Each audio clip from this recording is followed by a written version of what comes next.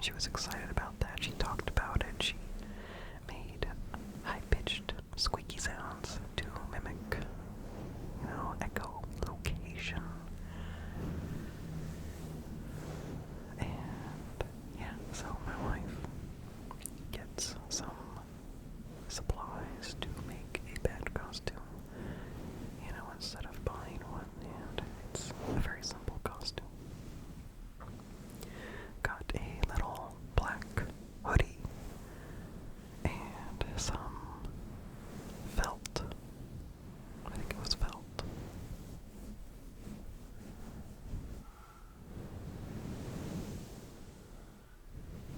And used the felt to make the wings attached to the arms and to the body, so that when my daughter raised her arms, she would be opening her wings.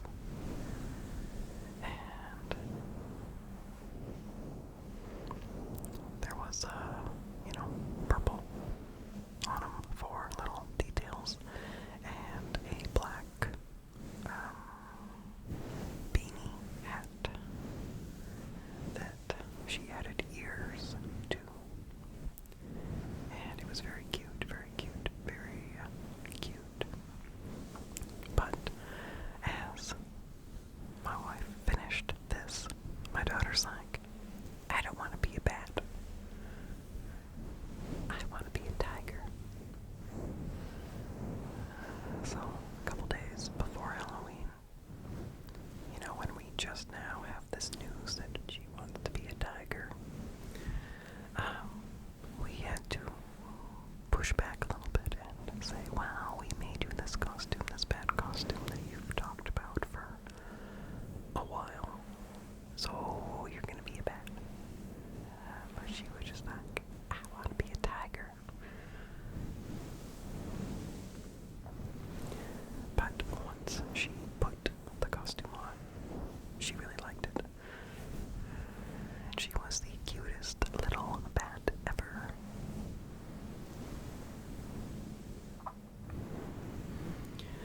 And then, to kind of go with that costume, me and my wife were also vampires.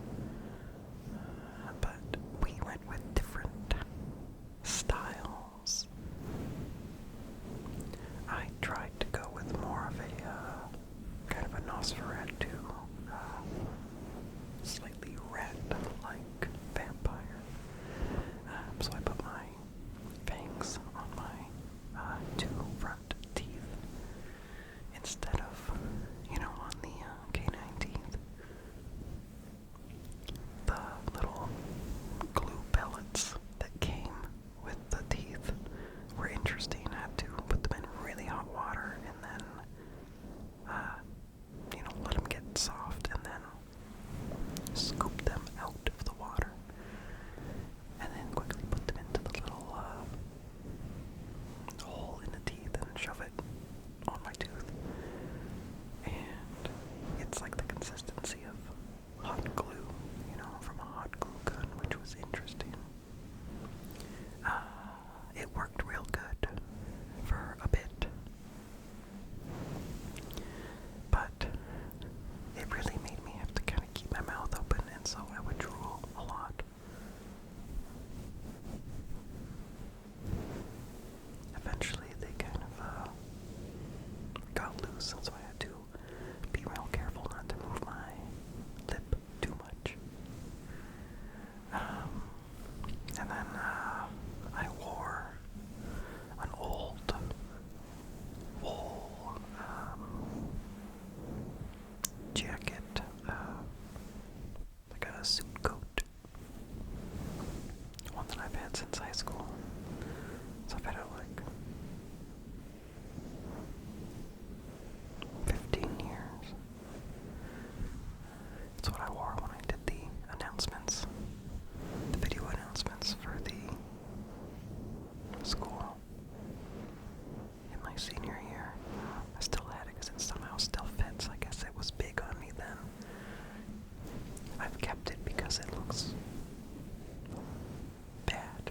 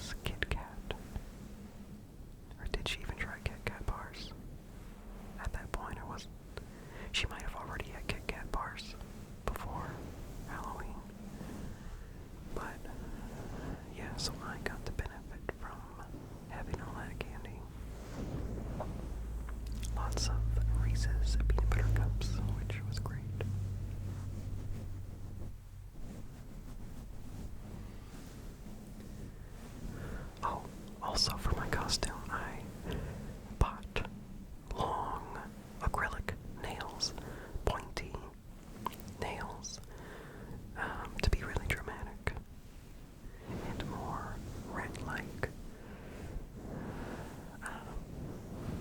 I had never put on fake nails before. I actually have owned a pack. Well, I got rid of them by now, but way back when I started this channel, like 5 years ago, I was like, you know, that'd be a good sound to tap out things with these fake nails, but I never did. So, I put on these nails for the first time for Halloween, and right away I decided, I'll stick to just one hand because it's really hard to do things with these nails because they are so big. So, yeah, had the nails on, had a fun time trick-or-treating, and then when I got home, I was like, okay, how do I take these off? You know, I know I have nail polish remover, nail, you know, glue remover or whatever. But it turned out that it wasn't as easy as I expected, so I could not get them off at night. So I slept with them on. And then in the morning, I looked up more suggestions. And so I had to wrap my nails in foil and soak them in acetone. Luckily, I had a jug downstairs of acetone. So yeah, I soaked all my nails in that, and after a while, they started to soften. And I was able to get some of the nails off. But I had to do the process a few more times. It was stressful. And I didn't realize that, like, the actual fake nail melts. I thought it was just the glue, but no, the nails turned to, like, jelly. So, big learning experience with that. Wow, okay, we are at like 17 minutes in. I've only talked about one thing on this list.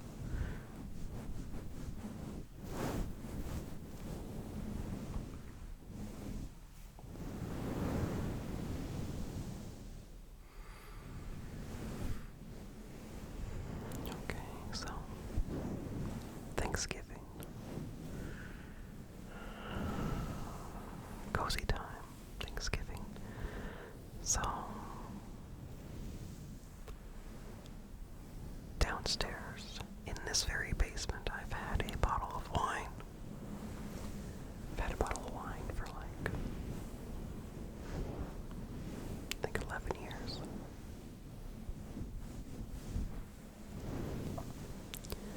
Back in college,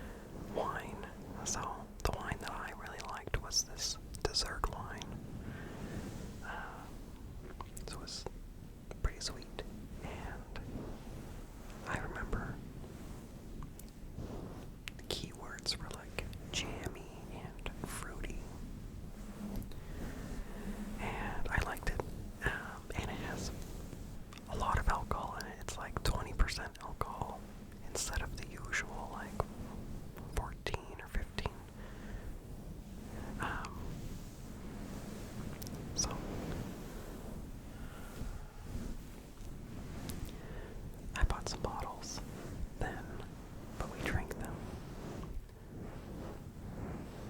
And later, when we lived in Seattle, shortly after that, at the farmer's market, there was a stand with this wine, and we got the exact same wine, and it was great.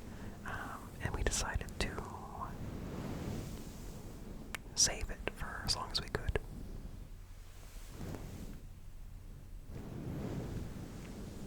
Because on the bottle it specifically says cellar it for as long as you can. So, yeah. And we decided this year, let's make Thanksgiving special and bring this bottle of wine to dinner. And we were nervous. We were nervous because, you know, our tastes have changed. I am way more particular now about what wine I drink. So, I wasn't sure if young me made a good choice.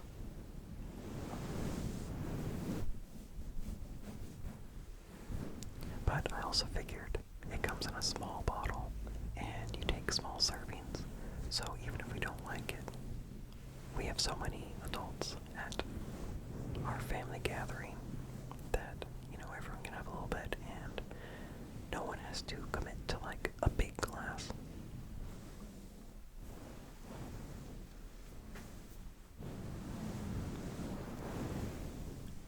So, yeah, I open it up, let it breathe a while after sitting for so long, and finally take a taste. And I will say the sweetness of it punches you in the face. And the alcohol, you feel that. And yeah, it's bold.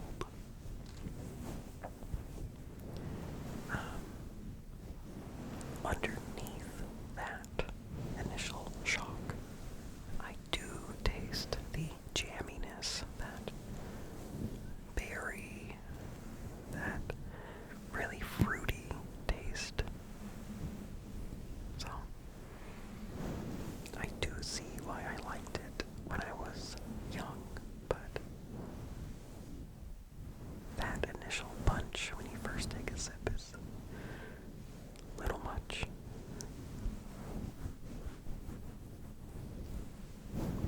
And if I recall correctly, it really gave you a warm feeling in your stomach.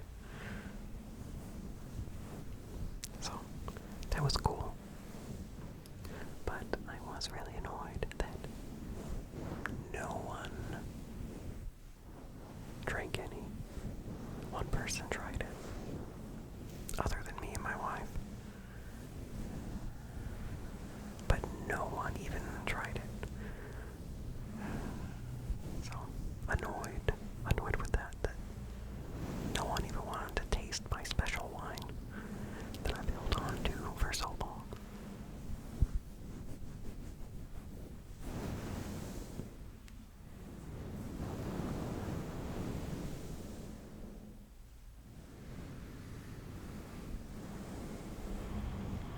Also at Thanksgiving,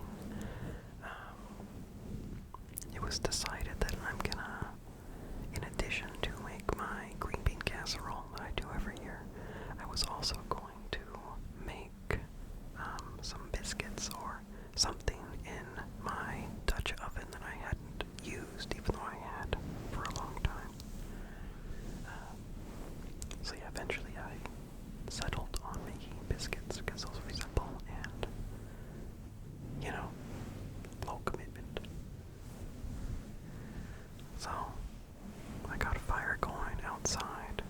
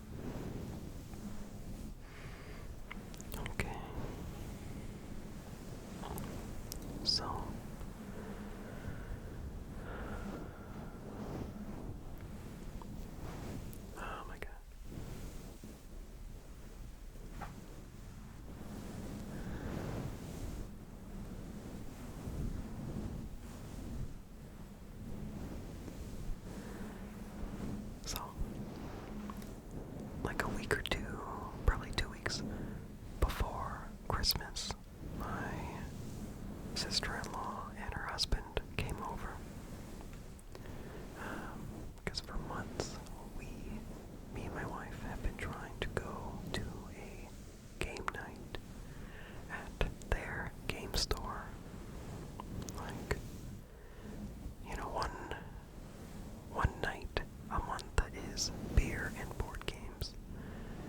And, other nights there are other things, but our thing that we like to go to is beer and board games. You pay to get in, and you get 2 drinks, and you get a spot. But for the last several months, we have not been able to, because we can't get childcare for that night. Because my wife's mom, she's in school, getting like a big degree. So she's always busy with research or writing papers, as well as her regular job. And yeah, so it's been kind of a struggle. Just trying to get to this game night for many months in a row. So she finally finished her paper, at least the rough draft, I guess. So she is free for a bit. And so the first game night that she was free came, and we're like, wow, cool. Like, so you can watch Juniper, so we can go to this game night. Nope. She already committed to watching someone else's kid. And if it was just a regular play date, it'd be fine for them to be, there together, but since it was a sleepover thing, they didn't think it would work. Like, we were so close. So, because we haven't been able to go in many months, my sister-in-law and her husband came to our house on just a different night, and they brought stuff to make mulled wine. I guess they have a Scandinavian store near them, and so they got like a bottle of Gløgg, or Gløgg, I think it's spelled Gløgg, with like a couple dots above the O. And it's kind of like a pre-mixed thing that you can add to wine to make mulled wine. Better than, like, those powder packets of spices. So, yeah.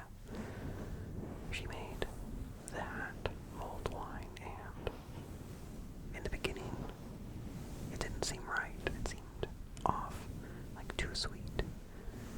So, she made adjustments and stuff, and it got much better. I mean, it still seemed almost too strong. Like, flavor-wise, just too much. But once it started to cool off, it actually was much better. Yeah, so much better, in fact, that I wanted to find a recipe to make myself. But I'll get to that. So, yeah, we played games. I learned at least 2 new games.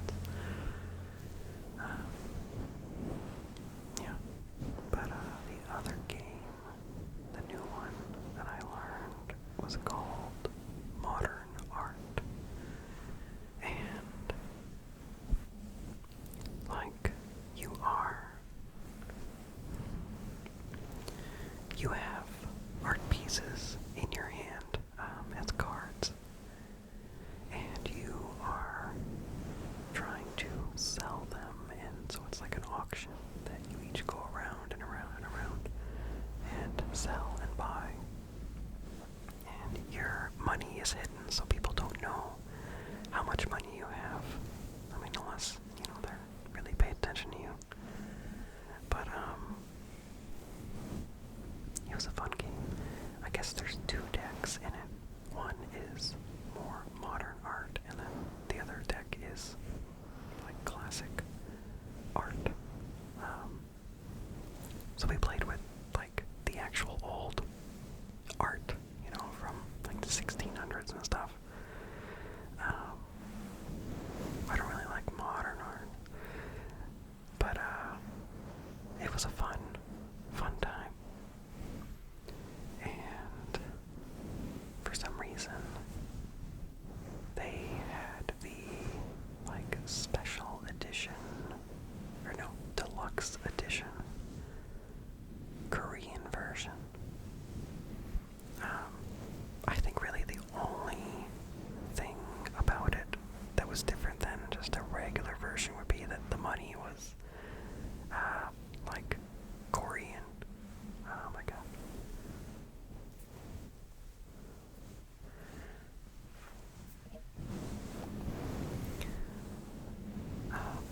And yeah, they weren't like just little cardboard tokens, they were like metal coins, which was really nice.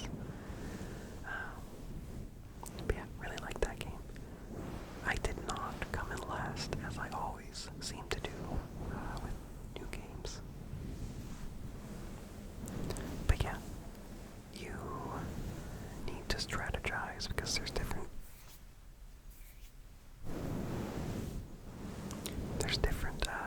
colors. Okay, I guess there's different artists, and the amount that each one sells can affect how much money you get for them in the end. So you gotta like plan ahead. But yeah, I would like to play that again. And then the other game we played was Las Vegas, which I've played before many times. I really like it. It's a game where you roll dice and then you figure out what you're going to do with those dice. I like rolling dice and figuring out what to do with them. But yeah, there's like 6 casinos around the dice tray, and each one has, different amounts of money as prizes. So, yeah, really like it. And then some of the casinos have side games that you can make some money on. Really like that game. But it's out of print, so it could be really expensive.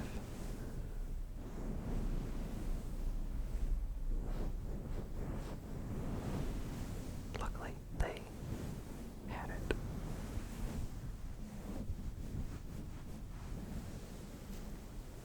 Oh, okay, there was one more game. So, we bought this game from them a while ago, but had never had a chance to play it. Betrayal at the House on the Hill. And basically, your map just kind of starts as, I think, like 2 squares. There's like the entryway and like a basement landing, like the bottom of some stairs. I think that's how it starts. And your characters have a certain amount of spaces they can move. And they have other stats like strength and like mental strength and speed.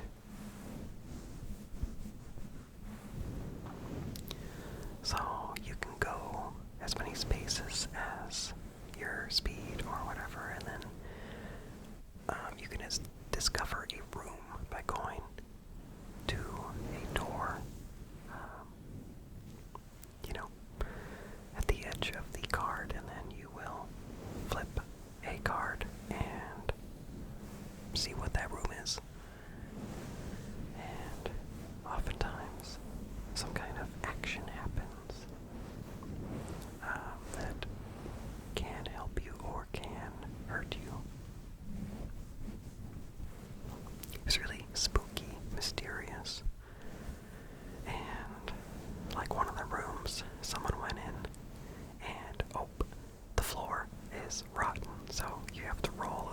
dice, and if you don't get a good number, then you fall through the floor into the basement.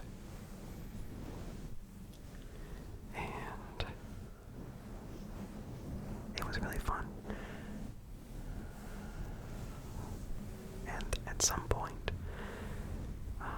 something happens to trigger the betrayal part, and one of you becomes the bad guy. And, you know, you each have to, the good guys have to defeat the bad guy, or the bad guy has to defeat the good guys. So that was a nice dynamic.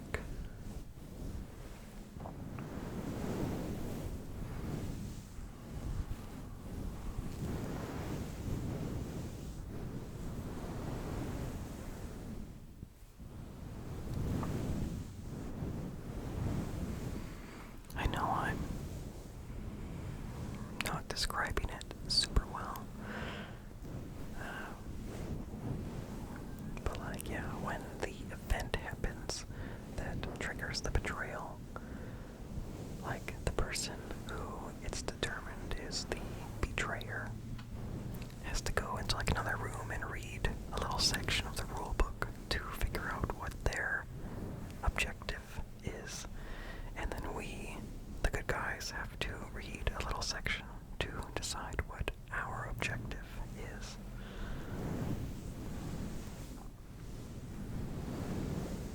So, yeah, we had not played it previously because you can't really play with just two people. Well, maybe you can. Maybe it just isn't as good with two people. I don't know.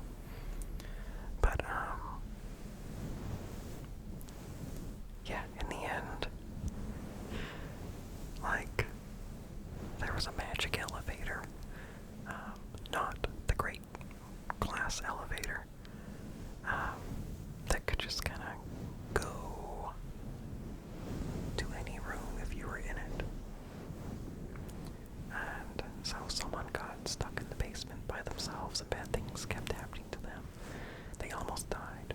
But then the elevator came back to them. And they were able to come back up. And this is like spread out through the game. So by the end of it, he was able to get back up to the floor with all of us and like shoot the monster, bad guy, whatever, from the elevator, and won the game. It was very dramatic. There was a banshee screaming at everyone.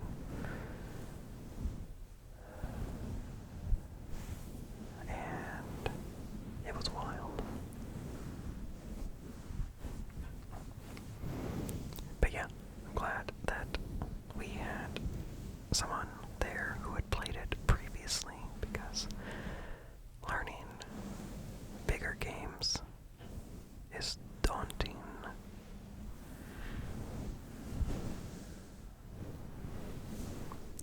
So, yeah. Back to the mulled wine.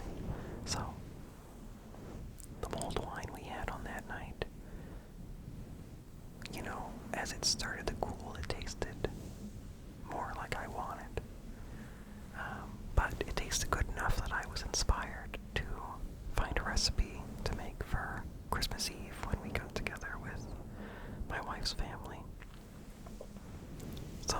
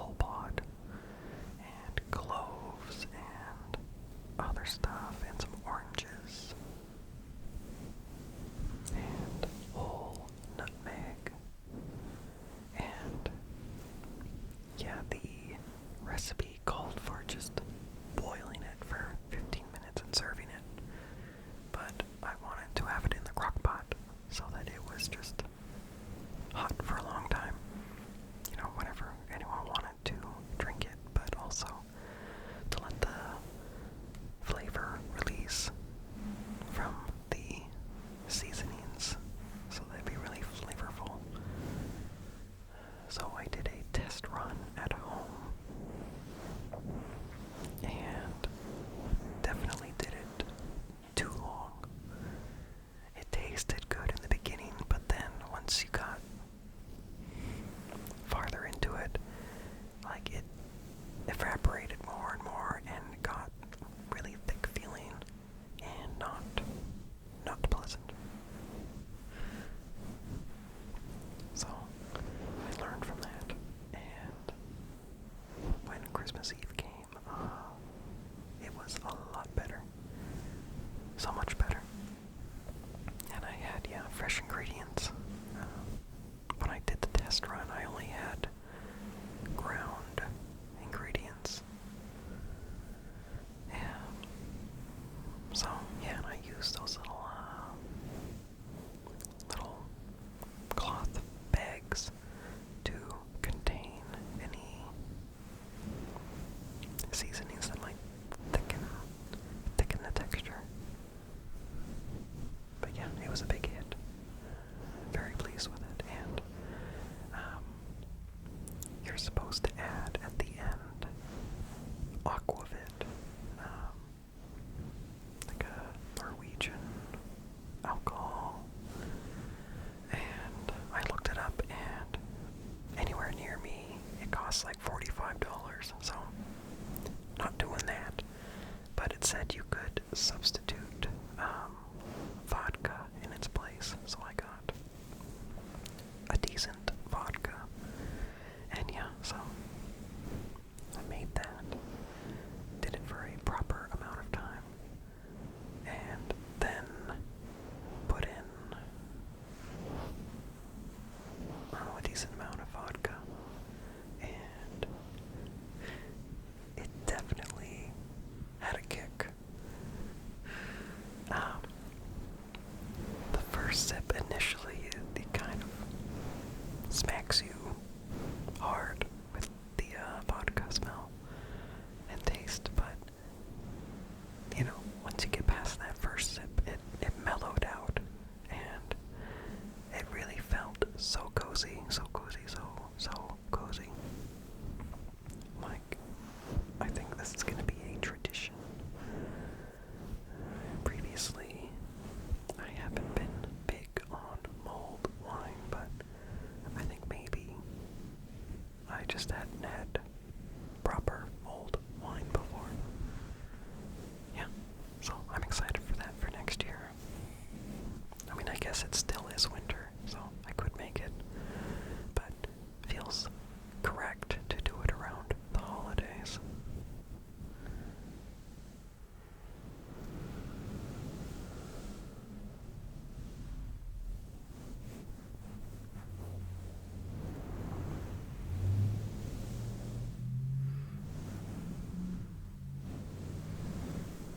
Maybe if I remember when I post this, maybe I'll put up the recipe that I used with my adjustments for the crockpot.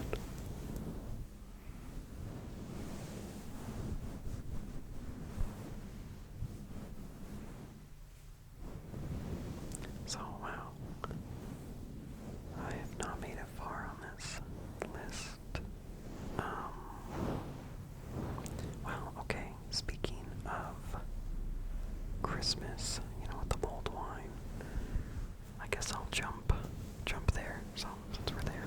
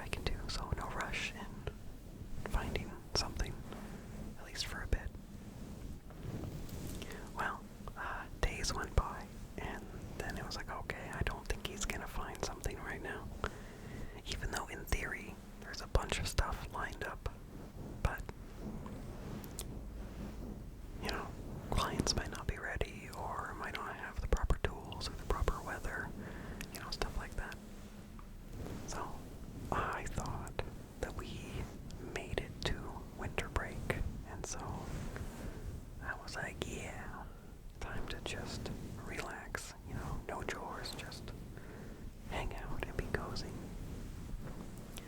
Well, no, the Friday before the weekend, before Christmas, it was decided that we were gonna drive far away and then crawl under a house and put in hurricane straps on, like this modular home.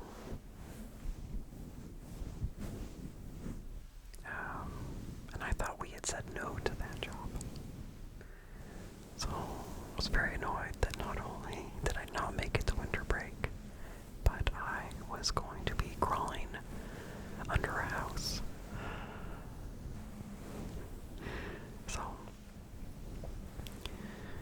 I have my charged up lanterns, and I have a good flashlight, and I'm like, okay, we're just gonna do this. Just don't think about spiders, don't think about bugs, just do it. So, yeah, we three are crawling around and have these big metal straps. And so I was like, okay, I'm going to go through and I'm going to put all these straps up. And then these other two guys are going to drill into the cement and, secure the straps to the buckles or whatever they are. Because we can't all three be crowded around this thing at once, because there's no room to do that. It was very frustrating, had to be on my back, trying to slide this metal strap over this metal frame, and sitting on top of the metal frame is plastic. I think it's a vapor barrier, but it's squishing down, so it's really hard to push the strap in between, and oftentimes the strap would just poke through the plastic, so that was rough. And rust kept falling into my face. Really annoying. But, we did it. But we realized we did not have enough straps. So, we had to come back on that Monday. So, that Monday was the day before Christmas Eve, so I was really hoping to have time to clean my house so it's ready for just cozy time.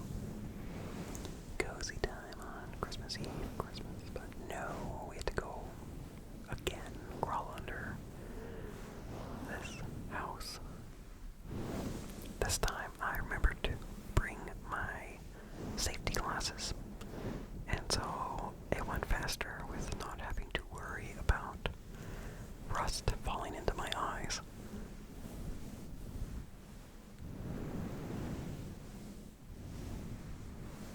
But yeah, glad we got it done.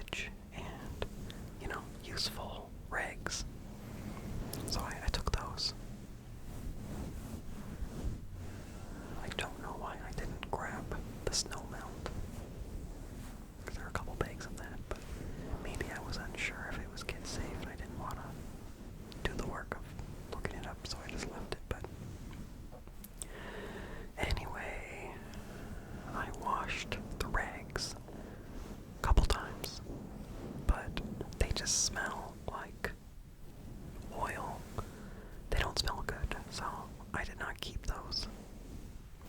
Really annoyed that those didn't work out. The smell lingered in the washing machine for a while. But I'm like, okay, at least I have this cool box. Hopefully the smell will fade away. And it's a great labeled Henry Weinhardt's Private Reserve. So it's like beer, like a beer crate. And I'm thinking maybe I can use that for like kindling. You know, it would look better than our current thing that we use. It would fit, I think, the look of our fireplace area a little better.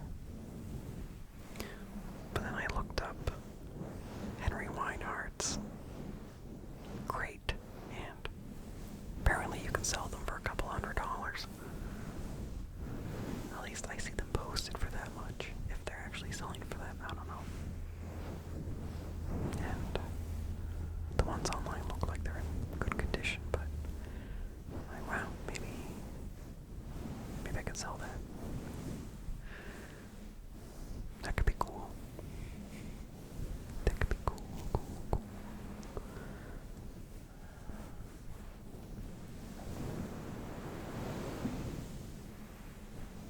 Okay, so that job was finished, and finally we can enjoy Christmas Eve with the fam.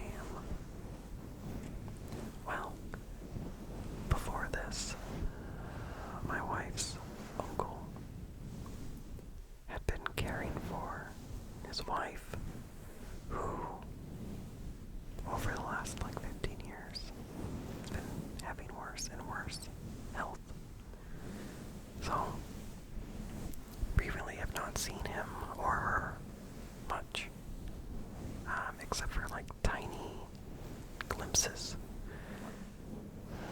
But we have not had any substantial contact with them, I think, since 2016, so it's been years. Yeah. Well, she got sick.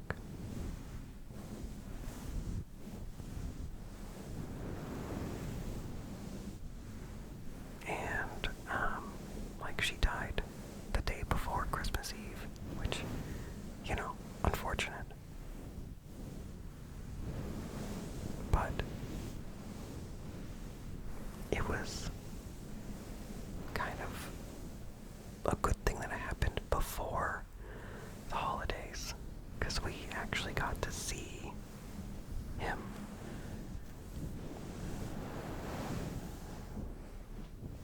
And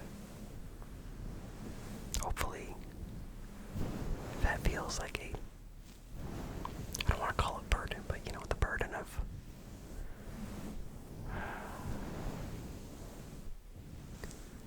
being in charge of caring for someone who's sick is a big responsibility. So, at least that burden of big responsibility is lifted before the holidays. So, he got to actually see people when they were all together and reconnect with family.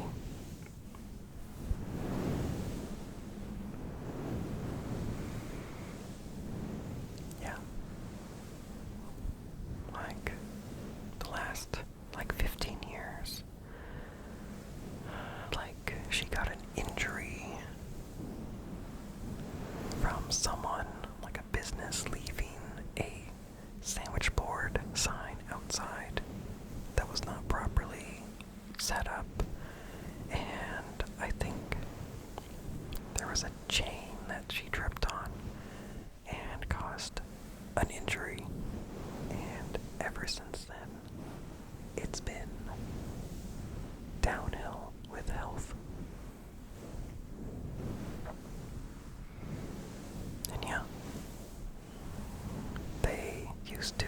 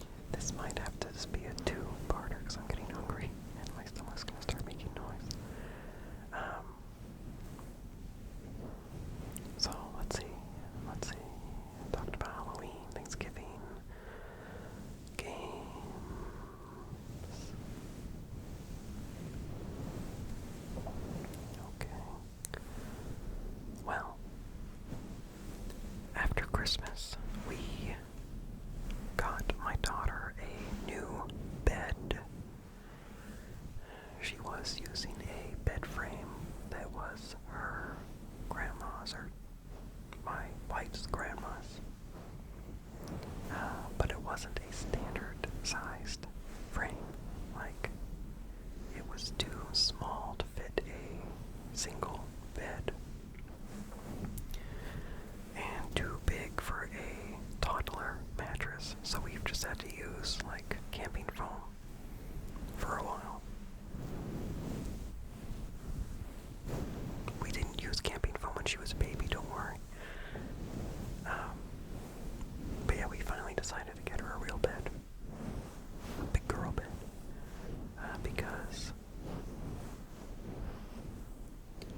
Because my wife's brother had a bed frame that I didn't.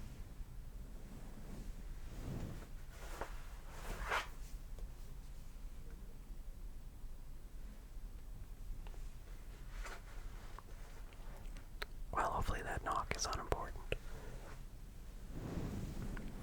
Had a bed frame that I didn't know about that was in storage for a long time. So we're gonna get that bed frame for free, and we're gonna go to the old cannery furniture warehouse and pick out a bed.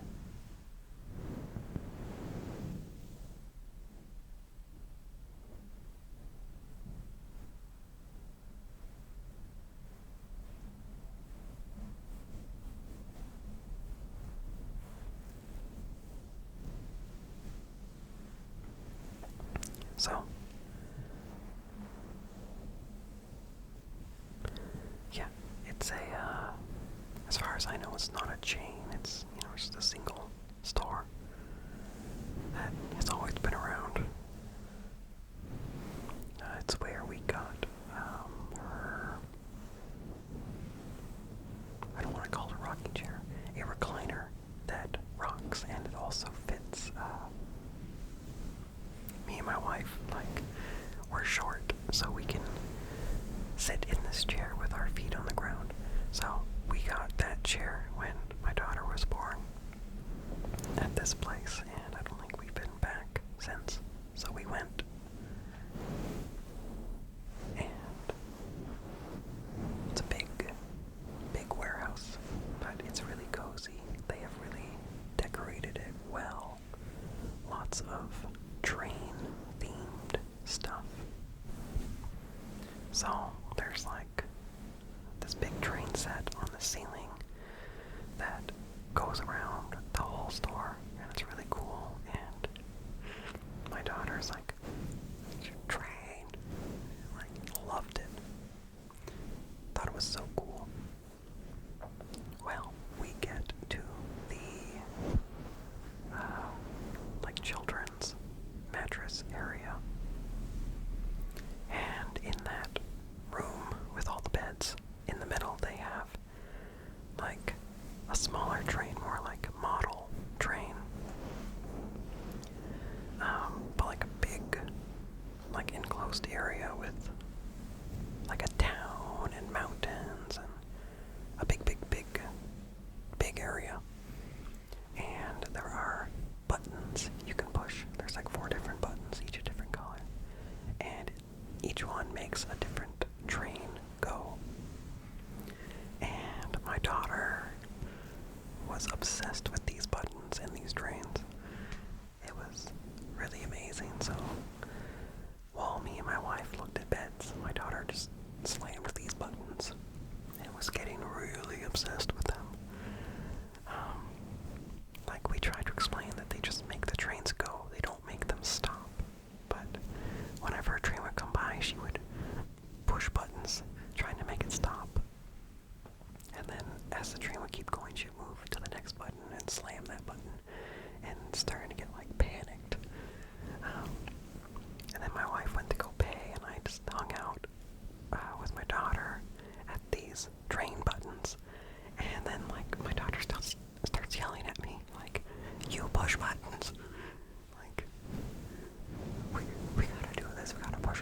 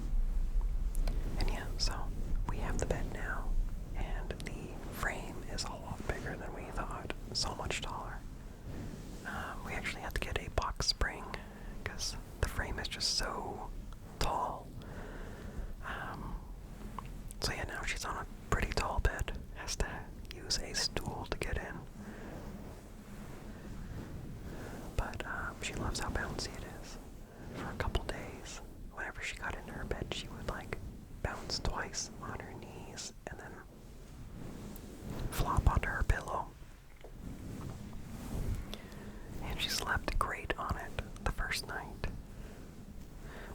the first day, she had to take all of her stuffed animals into the bed to show them and to play with them. And it was really cute. And yeah, big rearranging of the room. We were really worried that she was gonna not like it, but she liked it. But yeah, first night she slept great. Every other night after that, most nights after that, has been so bad. She will wake up and scream.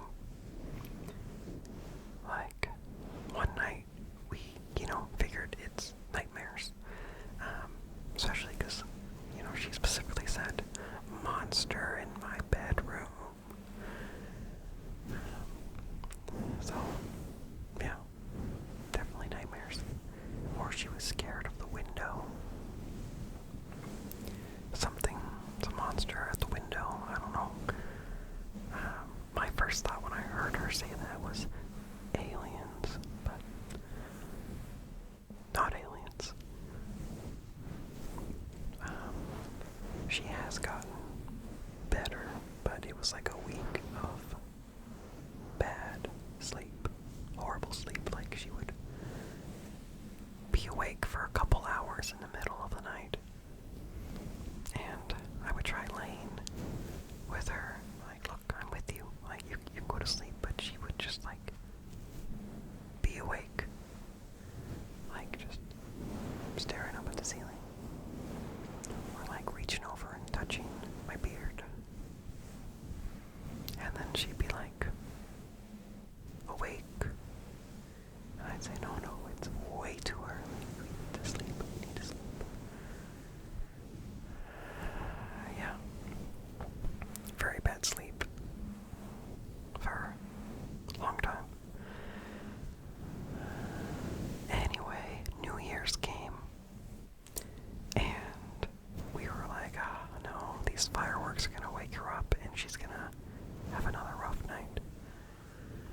Somehow, she slept through all the fireworks, even though they were very loud, very, very, very loud. And me and my wife were so tired from all this, week of bad sleep that we were in bed by 10. It's we made no effort to stay awake until midnight. But, yeah. In the morning, though, I went to help my father-in-law put some new flooring in their laundry room because their old floor was rotten from the water heater leaking. And so I was leaving to go do that, and I see my fence on the front of my house is, there's two broken slats, and they're spaced with two slats in between them. So it's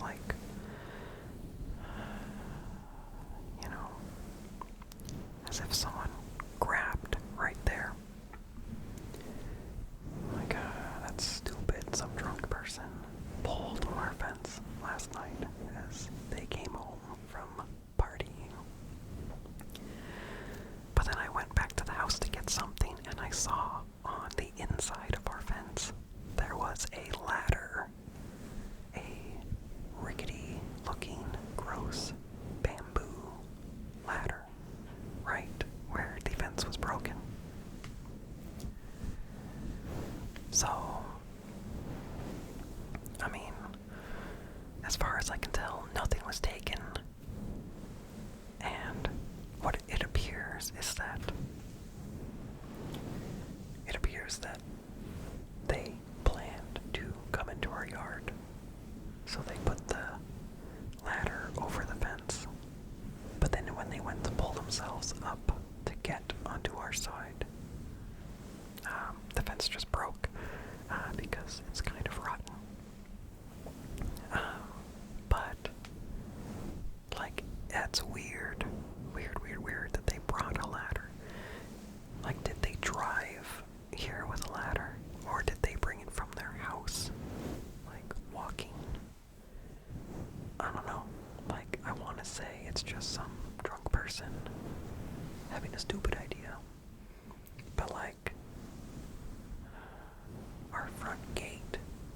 least like 20 feet away.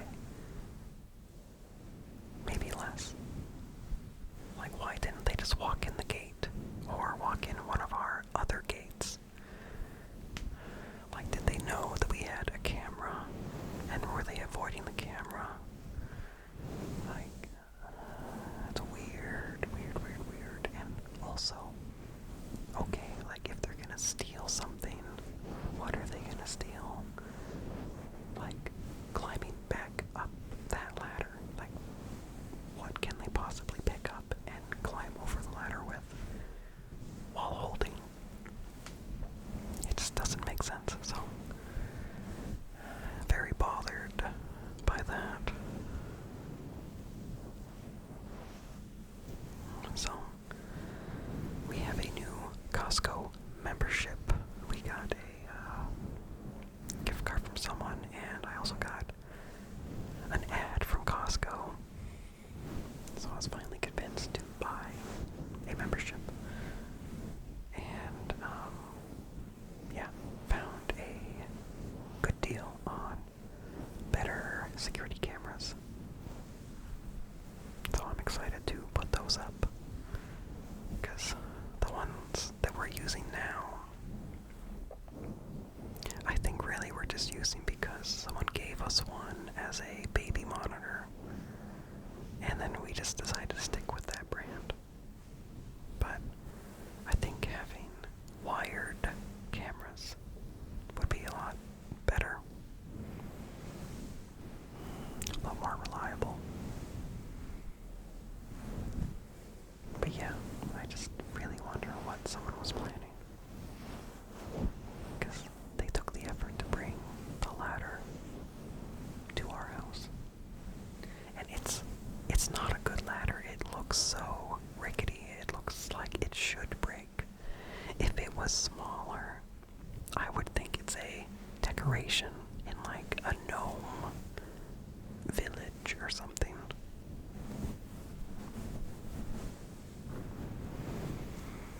But yeah, I'm excited to get some better cameras up.